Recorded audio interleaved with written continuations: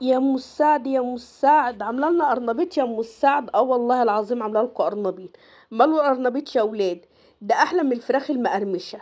تعالي وانا اقول لك عملتها ازاي. هتنزلي السوق كده الصبح بدري، هتجيبي قرص قرنبيطايه حلو كده ويكون تقيل، ما تجيبوش خفيف.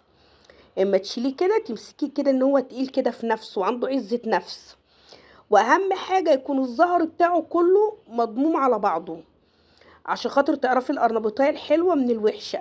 وتقومي مقطعاه كده مفصصاه كده في صوص، وتقومي وانتي بتفصصيه تقشريه كده القشرة ايه بسيطة كده، اللي هو القشر بتاعها دوت زي ما انتوا شايفين كده في الفيديو. بس واقطع منها حتة الواحدة اللي هلاقيها معايا كبيرة هقسمها نصين. تمام كده يا حبايب قلبي.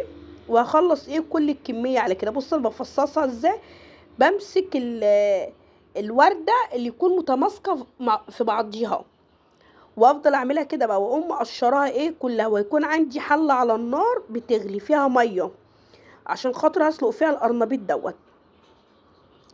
انا هنا بقى هقطعه ما بين القطع بقى، ما بين كبيره ووسط. بلاش تعملي الحجم كبير عشان ما يشربش معاكي زيت. ماشي يا حبايب قلبي، انا عارفه ان انتوا كلكم شاطرين واشطر مني،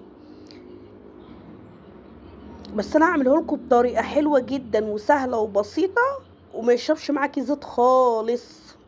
عارفه يعني ايه كلمه ما بيشربش معاكي زيت؟ ان كله بيشتكي من القرنبيط انه بيشرب زيت، وناس كتير ما بتحبش تجيبه وتعمله عشان خاطر الزيت. هنا بص انا بقشره كويس كده واقوم عاملاه ايه، مدياله شطفه تحت الميه، لازم اشطفه تحت الميه. وبعدين هحطه في الحله بقى.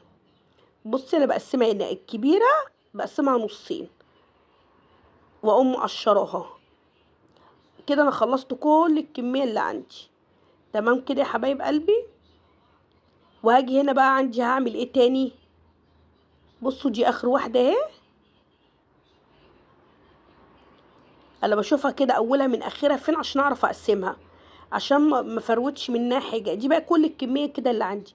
هاخدها اديها شطفه تحت الميه، واقوم جايبه حله على النار بتغلي، هنزل فيها بحوالي معلقه ملح ومعلقه سكر، اهم حاجه معلقه السكر. واحط ربع معلقه كمون. هتقولي لي ليه بتحطي السكر؟ عشان اخلي القرنبيط كده مقرمش، ما خلوش مهري. وهنا معلقه السكر دي سحر. سحر لما تحطيها مع القرنبيط او اي حاجه بتسلقيها في الميه، بتبقى حلوه جدا. بتخلي الحاجه مقرمشه معاكي، ما بتخليهاش دايبه كده في التسويه او مهريه في التسويه. هنا هسيبه لحد ما ايه يغلي.